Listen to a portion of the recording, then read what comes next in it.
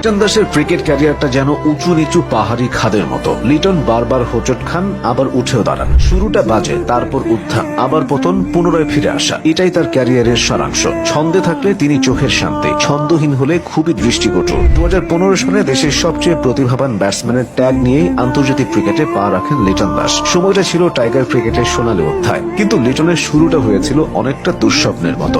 ভারতের বিপক্ষে একমাত্র টেস্ট দিয়ে তিনি জাতীয় দলের জার্সি গায়ে জড়ান। সে টেস্টের এক ইনিংসে 45 বলে 44 রান করে প্রতিভার ঝলকটা দেখাতে পেরেছিলেন। তবে সেটা অব্যাহত থাকেনি ওয়ানডে সিরিজে। ভারতের সাথে নিজের অভিষেক ওয়ানডে সিরিজের 3 ম্যাচে লিটন করেছিলেন যথাক্রমে 8, 36 ও 34 রান। একই বছর সাউথ আফ্রিকার বিপক্ষে টি-20 অভিষেকে ছিল হতাশাজনক স্মৃতি। 2 ম্যাচের টি-20 সিরিজে তিনি করেছিলেন যথাক্রমে 26 বলে 22 ও 7 বলে 10। প্রোটিয়াদের ওই সফরের ওয়ানডে সিরিজে তার সমসাময়িক আরেক সতীর্থ সৌম্য সরকার রানের ফোয়ারা বইয়ে দিলেও লিটন ছিলেন একেবারেই নিষ্প্রভ।